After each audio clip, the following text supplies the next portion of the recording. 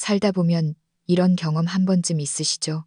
평소에는 연락 한 번 없던 친척이 갑자기 세상 둘도 없는 사이처럼 살갑게 굴 때가 있습니다. 안부 전화가 잦아지고 불쑥 집으로 찾아오고 말끝마다 걱정과 배려가 넘쳐납니다. 하지만 여러분, 그들이 정말 순수하게 여러분의 안녕이 궁금해서 그러는 걸까요? 아니면 여러분이 가진 돈과 집이 궁금한 걸까요? 오늘 이야기의 주인공은 69살의 은퇴한 여성 김영자 씨입니다. 꼬박꼬박 들어오는 공무원 연금에 노후 자금까지 갖춘 그녀의 평온한 삶은 갑작스러운 병환을 계기로 큰 파도를 맞게 됩니다. 병문안이라는 명목으로 찾아와 가식적인 미소를 흘리며 재산을 노리는 3명의 친척들, 주택연금을 핑계로 한 교묘한 가스라이팅부터 병실에서의 노골적인 압박까지, 과연 영자 씨는 이 잔인한 인성 테스트를 어떻게 통과했을까요? 오늘 이 이야기를 끝까지 들으시면 왜 사람은 나이가 들수록 조금은 매정해져야 하는지, 그리고 가장 가까운 척하지만 반드시 멀리해야 할 세 부류의 인간이 누구인지 뼈저리게 느끼실 겁니다. 지금 바로 이야기를 시작하겠습니다. 제 이름은 김영자, 올해 69입니다. 혹시 서울 서초구의 시민숲 공원에서 이른 아침마다 옅은 하늘색 운동복을 입고 우아하게 태극권을 하는 할머니를 보신 적이 있나요? 네, 그게 바로 접니다. 돌이켜보면 제 인생은 평범하지만 알찼습니다. 1955년에 태어나 격동의 시기를 겪으며 자랐죠. 23살에 공무원 시험에 합격해 동사무소와 구청에서 35년간 행정직으로 일했습니다. 대한민국이 농경사회에서 산업사회로 급변하는 그 거대한 물결을 온몸으로 체험했죠. 저와 남편은 10원 한 장도 허투루 쓰지 않고 아끼며 살았습니다. 오로지 아이들에게 더 나은 삶을 물려주겠다는 일념 하나였죠. 남편은 5년 전 간암으로 먼저 세상을 떠났습니다. 그 시절은 정말 견디기 힘들더군요. 하지만 판교 테크노밸리 IT 기업에서 자리 잡은 아들과 부산으로 시집가서 잘 살고 있는 딸을 보며 그래도 내 인생이 헛되지 않았다고 위안 삼았습니다. 지금 저는 서초구에 30년 된 아파트에서 혼자 살고 있습니다. 건물은 낡았지만 입지가 좋고 이웃들도 정다워 살기 좋은 곳이죠.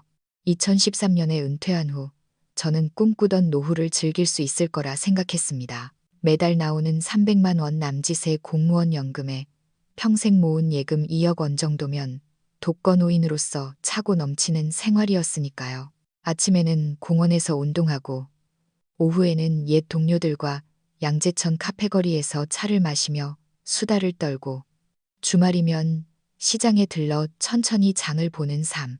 무엇보다 저는 자식들에게 짐이 되지 않고 남은 돈은 아이들에게 조금이라도 더 보태주고 싶었습니다. 그때까지만 해도 저는 피는 물보다 진하다는 말을 철석같이 믿었습니다. 친척은 곧 내 사람이고 서로 돕고 사는 게 당연하다고 생각했죠. 우리가 어릴 때부터 그렇게 배우지 않았습니까?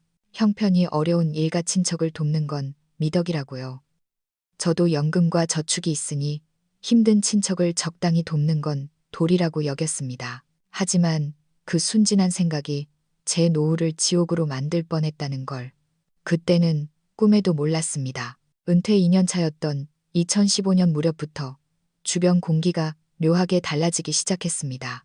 왕래가 뜸하던 친척들이 갑자기 제 안부를 끔찍이 챙기기 시작한 겁니다. 사촌 동생의 아들인 오촌 조카 민호가 시도 때도 없이 전화를 걸어오고 동생의 아내인 올케 미숙이는 가족단체 카톡방에서 유난히 저를 챙겼습니다.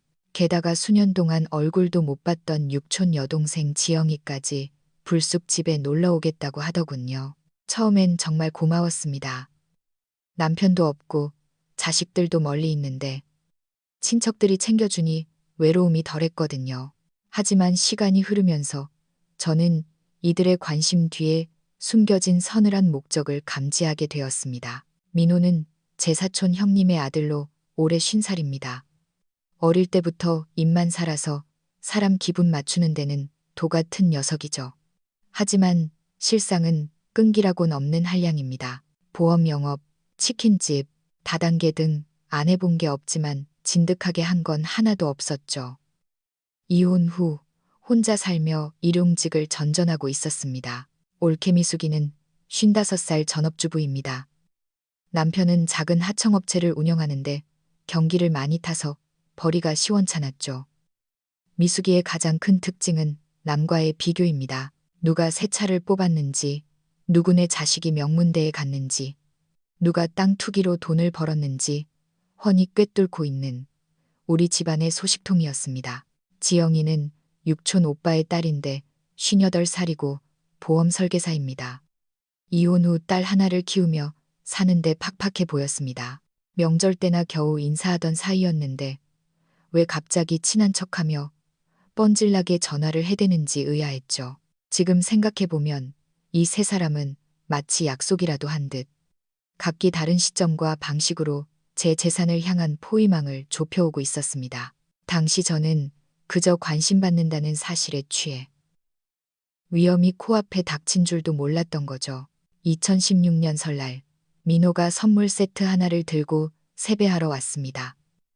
상자를 열어보니 롤케이크였는데 유통기한이 임박했는지 빵 표면이 말라 비틀어져 있더군요. 포장지도 꼬깃꼬깃했습니다. 어디서 굴러다니던 걸 가져온 게 분명했지만 저는 선물은 마음이 중요하지라며 애써 모른 척했습니다. 고모님, 얼굴이 정말 좋으세요. 누가 칠순 다 되어 간다고 보겠어요. 민호는 들어오자마자 비행기를 태우더니 거실 소파에 앉아 집안 구석구석을 훑어보더군요. 늙으면 다 똑같지 뭐. 저는 차를 내오며 웃어넘겼습니다. 고모님, 이 아파트 진짜 좋네요. 서초구 노른자위 땅이라 지금 시세가 장난 아니겠는데요. 녀석의 눈동자가 탐욕스럽게 번들거렸습니다. 게다가 혼자 사시기엔 너무 넓지 않아요? 적적하지 않으세요? 살다 보니 익숙해서 괜찮아. 요즘 은퇴 생활은 어떠세요? 공무원 연금은 얼마나 받으세요? 꽤 되시죠? 갑작스러운 질문이 훅 들어왔습니다. 한 300만 원 정도 돼. 현직 때보단 적어도 혼자 쓰기엔 부족함 없어. 저는 별 생각 없이 대답했습니다. 이 정보가 녀석의 머릿속에 각인될 줄은 몰랐죠. 와, 대단하시네요. 거기에 예금까지 합치면 정말 여유로우시겠어요. 옛날 어르신들은 저축도 잘하시니까 꽤 모으셨죠. 뭐, 그냥 비상금 정도는 있지. 구체적인 액수는 말하지 않았지만 제 표정에서 여유가 묻어났나 봅니다. 혼자 넓은 집 관리하기도 힘드실 텐데 팔고 작은 평수로 옮길 생각 없으세요? 여기 못해도 20억은 넘을 텐데 아직 이사 생각은 없어. 저는 좀 의아했습니다. 왜 이렇게 남의 집값에 관심을 갖는지. 그날 이후 민호의 전화 공세가 시작되었습니다.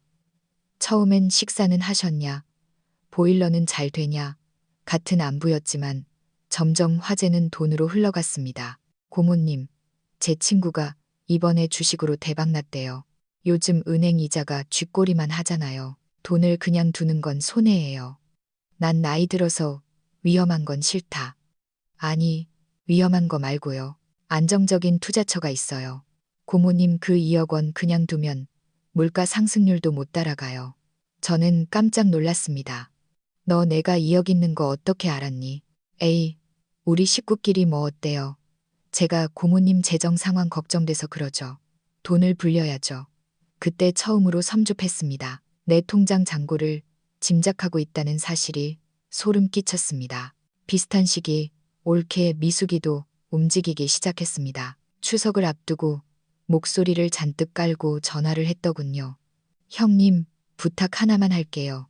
다짜고짜 본론이었습니다. 제가 친정어머니가 편찮으셔서 지방에 내려가 봐야 하는데 우리 손주가 초등학교 3학년이거든요. 2주만 좀 봐주실 수 없어요? 난감했습니다. 아이가 싫어서가 아니라 예순이 넘으니 체력이 달려 감당할 자신이 없었습니다. 미안해서 어쩌지. 나 요즘 허리가 안 좋아서 애 보기는 무리야. 형님, 그 나이에 정정하시면서 뭘 그러세요. 은퇴하고 집에서 시간도 많으시잖아요. 미숙이의 목소리에 날이 섰습니다. 정말 미안해. 몸이 안 따라줘서 그래. 전화를 끊고 찜찜했는데 아니나 다를까. 다음 날 가족 단톡방에 미숙이의 글이 올라왔습니다. 누구는 연금 꼬박꼬박 받으며 편하게 살면서 가족 급한 일은 나 몰라라 하네. 세상 인심 참 야박하다. 주어는 없었지만 누가 봐도 제 얘기였습니다. 곧이어 다른 친척들의 전화가 걸려왔습니다. 영자야, 몸 안 좋다며. 미숙이가 그러더라. 돈만 있으면 뭐하니? 건강 챙겨야지. 말 속에 가시가 돋쳐 있었습니다.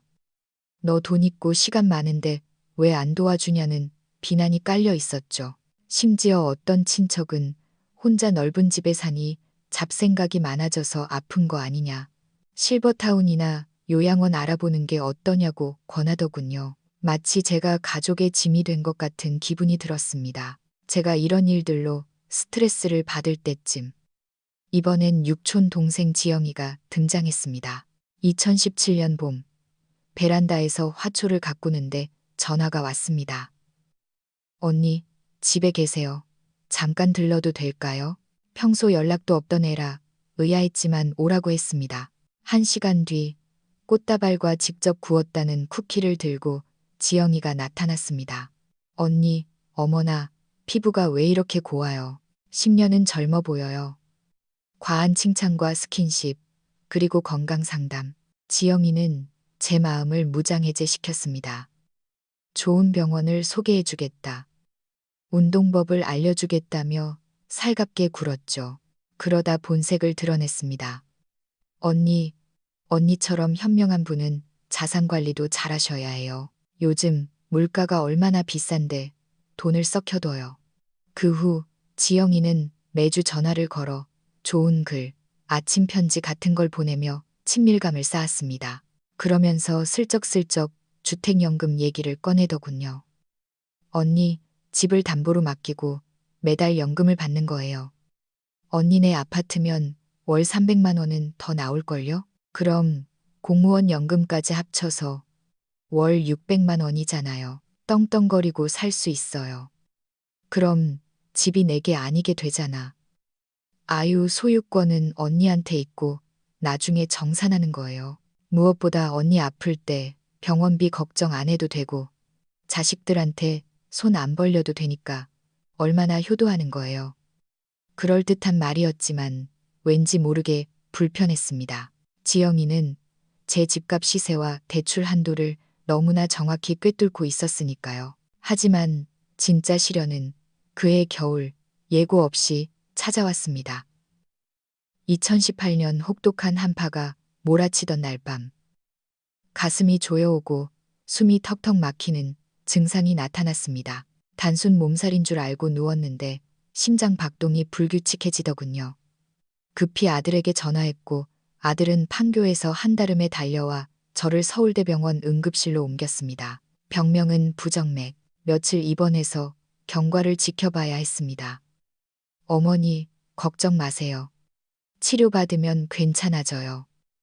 아들이 안심시켰지만 저는 병원비부터 걱정했습니다. 돈 많이 들 텐데. 엄마, 돈이 문제예요. 건강보험도 있고 실비도 있잖아요. 자부담 얼마 안 나와요. 아들은 버럭 화를 내며 제 손을 잡았습니다. 부산에 있던 딸도 KTX를 타고 올라왔습니다. 직장에 휴가까지 내고 달려와 간병하는 아이들을 보며 미안하고 고마웠습니다. 간병인 쓰자는 말에 하루 15만 원이나 하는데 아깝다고 했더니 아들은 엄마 편한 게 우선이라며 기어이 간병인을 불렀습니다. 그렇게 1인실 병동에 누워있는데 다음날 오후 불청객이 찾아왔습니다. 민호였습니다. 고모님, 아니 어쩌다 입원을 하셨어요. 미숙 숙모한테 들었어요.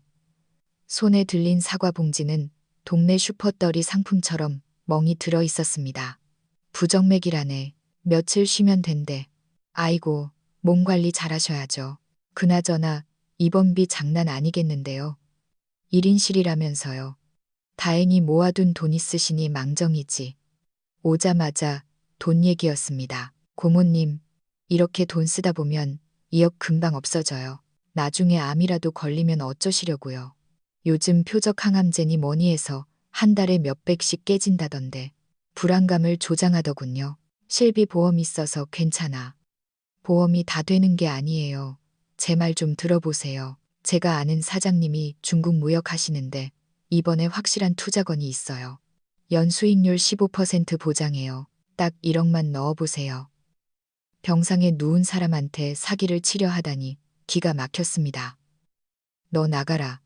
내가 아파 누워있는데 돈 얘기밖에 안 나오니?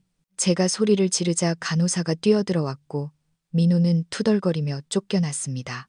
그날 저녁 올케 미숙이에게서 전화가 왔습니다. 형님, 입원하셨다면서요? 거봐요. 평소에 운동 좀 하시라니까. 위로가 아니라 타박이었습니다. 혼자 사니까 쓰러져도 모르잖아요. 위험해요. 애들이 다 챙겨줘서 괜찮아. 애들도 바쁜데 언제까지 형님 챙기겠어요. 병원비는 얼마나 나왔대요? 역시나 돈 얘기. 형님 집도 크고 돈도 있는데 이번 기회에 정리 좀 하세요. 혼자 쥐고 있다가 똥 돼요. 전화를 끊고 보니 단톡방에 미숙이가 글을 올렸더군요. 우리 형님 쾌유를 빕니다. 병원비 많이 들 텐데 걱정이네요. 다들 시간 내서 가보세요. 걱정을 가장한 생색내기였습니다. 셋째 날엔 지영이가 왔습니다. 백화점 포장지로 싼 홍삼 세트를 들고 눈물을 글썽이며 들어오더군요. 연기 대상감이었습니다. 언니, 어떻게 내가 대신 아파주고 싶다. 손을 잡고 우는데 저도 모르게 마음이 약해질 뻔했습니다. 하지만 그녀 역시 본론은 따로 있었습니다. 언니, 이번에 보니까 정말 준비가 필요해 보여요. 언니네 아파트 지금 20억 하죠? 그거 깔고 앉아 있으면 뭐 해요? 주택연금 신청하고 남는 돈은 제가 설계해 드리는 연금보험에 넣으세요. 그래야 자식들한테 짐 안 되죠. 자식들이랑 상의해 볼게. 언니 돈인데 왜 자식들 눈치를 봐요? 그리고 자식들도 부모 아픈 거 부담스러워해요. 언니가 알아서 준비해야죠. 지영이의 눈빛에서 저는 읽었습니다. 저를 걱정하는 게 아니라 제 재산을 수수료로 바꿀 생각뿐이라는 것을요. 퇴원 전날 밤 기막힌 일이 벌어졌습니다. 민호, 미숙, 지영 세 사람이 약속이라도 한 듯 동시에 병실에 들이닥친 겁니다. 서로 어색하게 인사하더니 곧 저를 둘러싸고 합동 공격을 시작했습니다. 고모님, 아까 말씀드린 그 투자 진짜 마감 임박이에요. 민호, 형님, 이번 기회에 집 정리하고 실버타운 가세요. 남은 돈은 좀 굴리시고요. 미숙, 언니, 주택연금 서류 제가 다 준비해 왔어요. 도장만 찍으시면 돼요.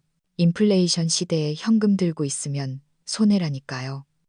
지영, 게다가 혼자 넓은 집 차지하고 있으면 뭐 해요? 자식들도 부담스러워할걸요? 미숙, 그 순간 저는 이들이 사람이 아니라 하이에나 떼처럼 보였습니다. 나를 이모, 형님, 언니로 보는 게 아니라 걸어 다니는 20억짜리 아파트와 현금 인출기로 보고 있구나. 저는 심호흡을 하고 차갑게 말했습니다. 다들 조용히 해. 내 돈은 내가 알아서 한다. 그리고 너희들, 앞으로 내 돈 걱정은 그만해라. 내가 굶어 죽든 말든 너희가 상관할 바 아니다. 셋은 꿀먹은 벙어리가 되었습니다. 고모님, 섭섭하게 왜 그러세요? 우린 가족이잖아요. 민호가 뻔뻔하게 대꾸했습니다. 가족, 내가 아파 누워있을 때 너희가 내 건강 걱정 한마디라도 했니? 전부 돈, 당장 나가. 안 나가면 보안요원 부르겠다. 그들은 투덜거리며 병실을 나갔습니다. 닫힌 문 뒤로 노인네가 독하네. 늙으면 고집만 세진다더니 하는 소리가 들려왔습니다. 눈물이 핑 돌았습니다. 슬퍼서가 아니라 저들의 바닥을 본 게 씁쓸해서였습니다. 그리고 동시에 다짐했습니다. 내 남은 인생에서 이 사람들을 도려내겠다고. 퇴원 후 저는 인간관계 가지치기에 돌입했습니다. 민호에게는 어떤 연락이 와도 받지 않았습니다. 차단은 하지 않았지만 투자를 권유하는 문자가 오면 관심 없다고 딱 잘라 말하고 끊었습니다. 명절 용돈도 끊었죠. 미숙이가 있는 가족 단톡방은 눈이 침침해서 카톡 못하겠다 핑계 대고 나왔습니다. 미숙이가 개인톡으로 뭐라 하든 읽고 씹었습니다. 지영이에게는 난 내 방식대로 살 테니 보험 얘기는 꺼내지도 마라. 고 엄포를 놓고 연락을 끊었습니다. 처음엔 좀 허전하더군요. 하지만 곧 제 삶은 진짜 행복으로 채워지기 시작했습니다. 아침마다 공원에서 만난 운동 친구들과는 돈 얘기 없이 순수하게 땀 흘리는 즐거움을 나눕니다. 구청 문화센터 서예 교실에 등록해서 먹을 갈며 마음의 평화를 찾았고 거기서 만난 친구들과 전시회도 보러 다닙니다. 진짜 내 편인 아들, 딸과는 영상통화로 손주들 재롱을 보며 웃습니다. 제 혈압은 정상을 되찾았고 불면증도 사라졌습니다. 나중에 들으니 민호는 그 중국 투자건이 사기로 밝혀져 빚더미에 앉았고 미숙이네는 남편 사업 부도로 집을 줄여 이사 갔다고 하더군요. 지영이는 불완전 판매로 고객에게 고소당해 자격 정지를 당했답니다. 만약 제가 그들의 말에 넘어갔다면 저 역시 지금쯤 길거리에 나앉았겠죠. 동년배 친구 여러분, 저는 깨달았습니다. 첫째, 돈 냄새 맡고 달려드는 소취형 갈취형. 인간을 조심하세요. 그들의 관심은 오직 당신의 지갑입니다. 둘째, 남의 불행을 안달거리 삼는 가시형 인간을 멀리하세요. 내 얘기 또한 그들의 씹을거리가 될 뿐입니다. 셋째, 필요할 때만 가면을 쓰고 다가오는 기회주의형 인간에게 속지 마세요. 그들의 미소는 목적이 달성되면 즉시 차가운 경멸로 바뀝니다. 진정한 노후의 행복은 통장의 잔고가 아니라 마음의 평화와 진짜 내 사람들과의 관계에서 옵니다. 나이 들수록 약간의 이기심은 필요합니다. 내 재산, 내 건강, 내 마음을 지키기 위한 이기심 말입니다. 단호하게 거절하세요. 경계를 그으세요. 그것은 매정한 것이 아니라 남은 인생을 존엄하게 살기 위한 지혜입니다. 70세. 제 인생은 이제야 진짜 평온을 찾았습니다.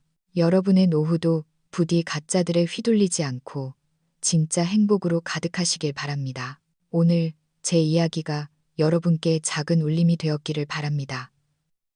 감사합니다.